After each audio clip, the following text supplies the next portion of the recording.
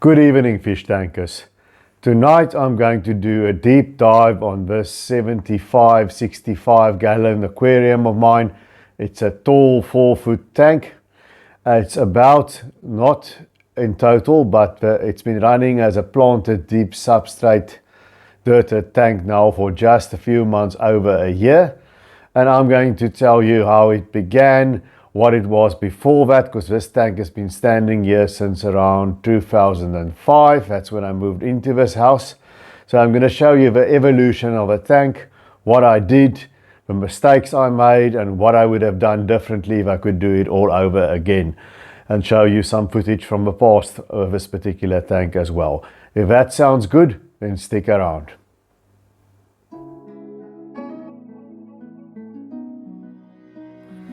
Okay, here we are. It's in the evening now. We've got the power working, thankfully. So I thought it would be a good time to delve into this one. Now, this aquarium is a Boyu. It's a Chinese make we get a lot of here in South Africa. Tank that I bought back when I moved in here, and that was in 2005. So that gives us almost 18 years that this tank has been standing here. So it's a very, very long time. And what did I do with it in the very beginning? It had its own canopy with fluorescent T8, I don't know if it's T8 or T5 tubes, normal fluorescent tubes, 3 of them. And up to that point, mostly kept aquariums solely for the fish. And so I would get the most realistic looking plastic plants I could find. And then I would just work with that, and it was about the fish. And what I did here when I got this aquarium, one of the guys at the pet shops talked me into getting these artificial rocks that's full of nooks and crannies. So I started with that. Unfortunately, I can only show you a picture of those rocks I stole in my garage, and I don't have pictures of a tank where it used to look then. So I put all these artificial rockscapes in, and they're actually quite nice rockscapes if you're going to do a marine aquarium or Malawi aquarium. They look quite realistic and they have a lot of hiding places. But I used that, and in those crevices I just stuffed a lot of Java fern. I thought I'd try my hands at aquarium plants, and Java ferns were the easiest thing. And that Java fern just grew and grew and grew. And eventually I threw out the rocks and I changed it to Mupani wood. And as you can see there, I attached the Java fern to the Mupani wood, and it was just a self-sustaining thing. It was only Java fern. Later on I put in some Anubias, but that Java fern would overgrow this tank in a jungle fashion. And then I just take out a bucket of it, give it to a friend who had silver dollars who liked to eat it. And then it just started growing again. I couldn't stop the Java fern from growing, and I did nothing special with it. I think I might have added all-in-one type liquid fertilizer maybe once a week. Sometimes I forget and I use it for don't use it for months on end. But the Java fern worked really nice in this aquarium. So it was just Mupani with Java fern and fish. And I kept all kinds of fish, and some of them are still here. The white clouds, some of them are still here. At least 3 of the original harlequins are still here.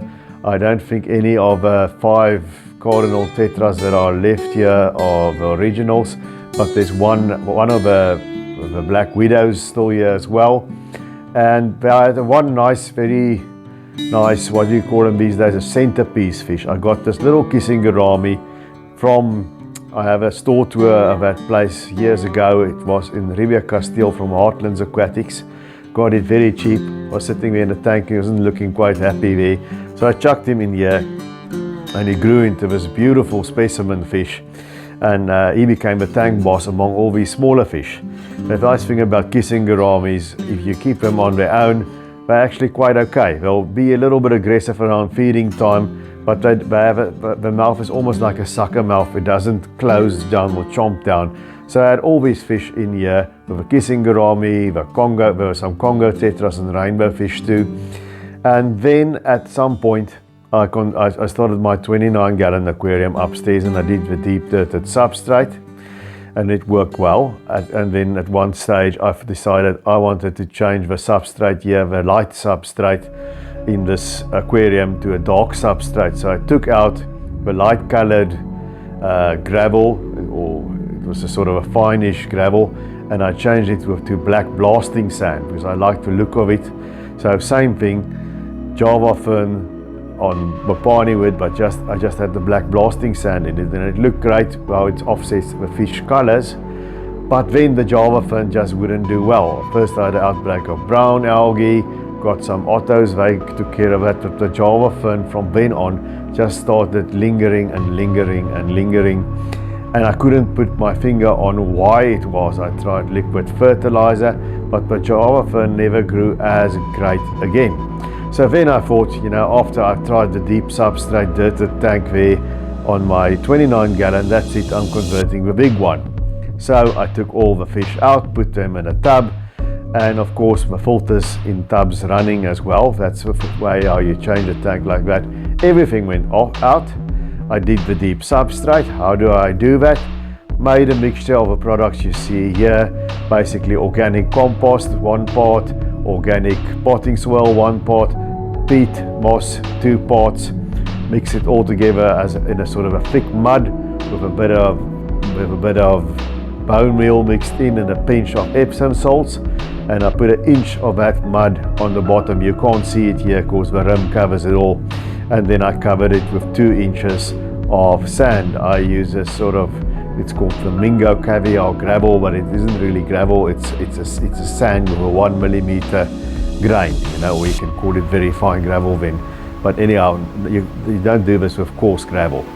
So I made the deep substrate and I planted everything, and there you can see what the tank looked like right then. There were Amazon swords in, and you can see the tiny little crypts that I had back then, and now they're much bigger. You see them all in the foreground.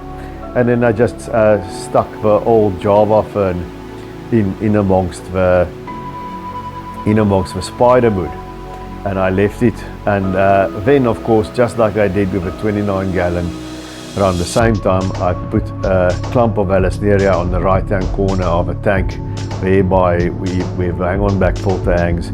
Put it there in the right hand corner, and the rest was history. It took a while, and then the Vallisneria just took off. And looking at the tank now, after I've done a heavy trim to get some light, to get to the bottom, to get to the crypt so they can have some light as well, it completely took over the Amazon swords.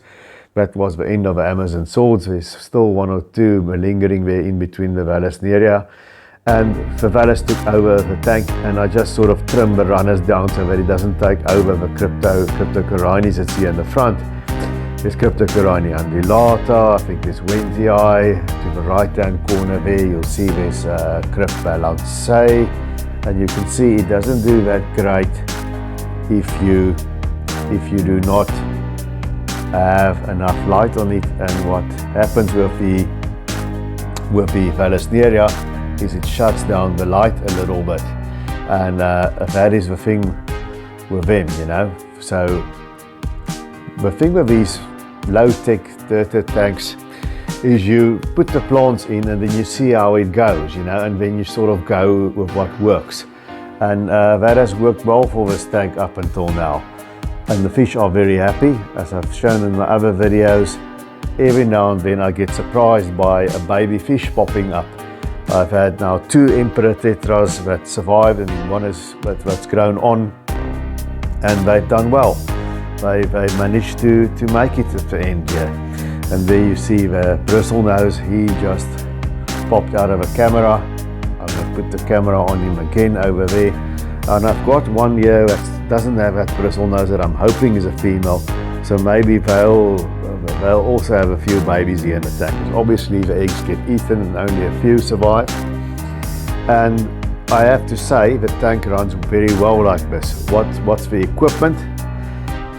Just as soon as I converted it into a deep substrate aquarium, what happened was the electric wiring on the canopy on those fluorescent tubes blew, and then I replaced that with Aquanice Neo Helios light that you see there on top of the tank.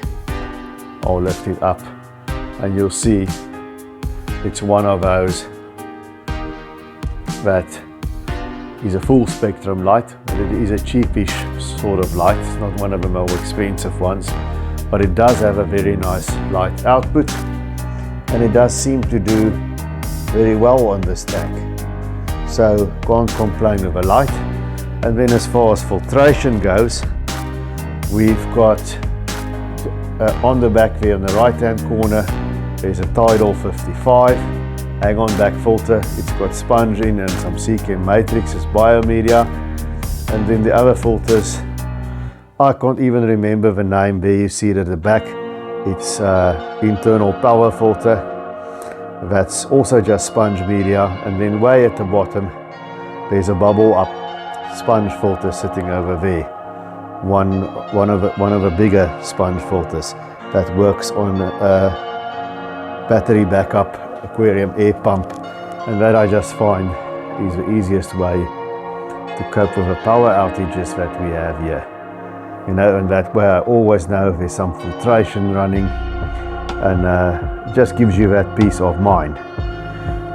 So that's the equipment. The temperature I keep around about 26 degrees Celsius, and over time it's become a very, very low maintenance tank. For the first, I would say for the first 6 weeks when it became a deep substrate, the nitrates went up quite high, so I had to do big water changes, 50% every week. And then the nitrates just came down as the plants and the deep substrate does their work. And nowadays I do 40 or 50%, 40 to 50% water change once every 6 weeks. And my nitrates very rarely hits 10 ppm. It's usually around 5 ppm or less. So very low nitrates. pH stays at about between 7 and 7.5. You have to guess with these colors on the test kits. And the fish are doing very well. And I don't have a kissing gourami anymore. Before I converted to a dirted substrate, he finally died, and by then he's been here from 2005, and it's just more than a year ago that I converted to the deep substrate. So that kissing gourami was well over 15 years, so he lasted a long time, old Pinky did. But anyhow, the tank boss is now a female angel that's sitting there at the back. She's laid some eggs today on the filter. Of course they won't hatch and be eaten because there's no male here.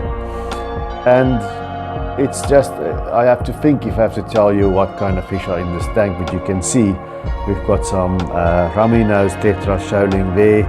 We've got some emperor tetras around the top. Some very old, they've been in this tank also for a very long time, long before it was a deep dirted substrate. But you can see over there, there's a very nice big Colombian redfin tetra there. And there's still 4 of them left. Originally there were 6. And that tetra's gotta be now about 5 years old. I got him when he was already about, it was smaller, the size you get them in the shops normally. So it must be probably about 6 years old now. And then some of those white cloud mountain windows are way older than that. And I can't find the guy now, but there's a very old black widow or black skirt tetra, as you call them in America, that's been here also right from the start. There's 2 bristle noses. There's a couple of, don't ask me how many ottocinclus in here. And there you see is a nice Apistogramma McMasteri. It's just the male. It's just a single male. They do great in community tanks. One of a few cichlids that do. And the trick is, you know, once you, well, fish can have bad table manners, but the trick is once you don't have once there's a pair, you know, they will tend to breed and then they'll defend that territory. And you'll get away with it in a tank this size, but in smaller community aquaria it disturbs the peace a bit. And I'm a guy of peace. I like the peace in my aquariums. So what else? There's the 300 watt heater thermostat in there. That's just one of these VR aqua heaters.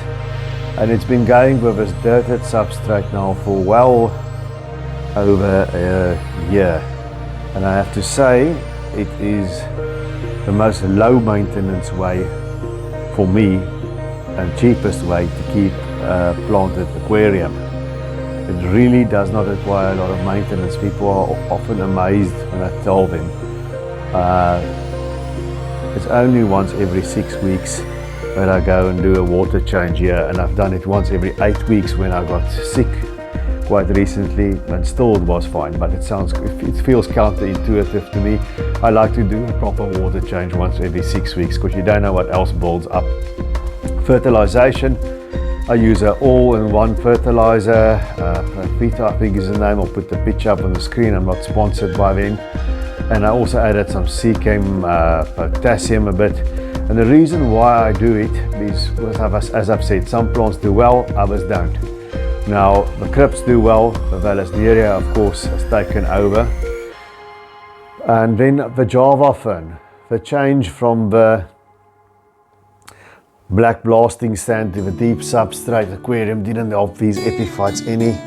As you can see, I'm battling with a Java fern, it doesn't do well. The leaves are always getting holes, pinholes and so on, and that's why I've added the potassium, and I've been on the potassium now for quite a bit, but it doesn't seem to really help. The Java fern still looks very scraggly. The Anubias on the other hand, you can see, the Anubias are doing quite well. That's a bit of green spot algae that you see there. You can see it's making new leaves as well, so Anubias does well. And I just recently added some bulbitis here. You can see there in the middle, there's some bulbitis, and I've got some bulbitis over there as well. And I'm going to see what the bulbitis do like in this aquarium. If it does well, I'm just going to give up on the Java fern and do the bulbitis instead. See a lot of female Imperatetras, nice and fat there. So that is it. I do think I know what the problem was with the Java fern, because I couldn't get behind it. I think when I changed to a black blasting sand, the black sand maybe changed the lighting in the sense that it absorbs it and doesn't reflect it. And then I came across a guy on YouTube, Bentley Pascoe. Go look at his channel. He's a guy that's also into plants much more so than I am. And I think it's him who mentioned that Java fern likes lower light at a longer photo period, or lights on for longer. And I think that was the thing. The lights are on quite long here, but they are much brighter lights than those free fluorescent tubes used to be. And when I had those fluorescent tubes on from when I woke up in the morning till when I went to bed at night, they had the fluorescent tubes. And so it was a softer light, and it was just on for a very long time. And I think that is maybe what the Java fern liked, and that's maybe what caused them to do so well, and that I haven't been able to do as well, or haven't been able to do well at all with Java fern ever since then. So I might do an experiment with a really low light tank on for many hours and see if I can try my hand again with a Java fern. But it's not something that I'm worried about, because I've got all these other plants growing. That's part of hobby, that's the way it goes. So that's it from me. Guys, let me know in the comment section, what was your experience of Java fern? Which plants do you struggle with? Which plants grow like weeds? And what do you think the secrets are? And what kind of fish do you have? Which one of you have got these size aquariums? It's about just under 270 liters. And what do you think of a fish selection? Do you keep any of these fish? What was your experience? As you can see, I like my tetras. There's also 3 clown roaches in here that you see it at feeding time, and once they've eaten they tend to go and lie down in the spider wood and behind the filter. I love the clown roaches. They're still juveniles in here. And yeah, so if you enjoyed this video, please give it a thumbs up. I will greatly appreciate that. And please subscribe to the channel, that will help me a lot. And until I see you guys again, keep taking good care of those domestic denizens of the deep.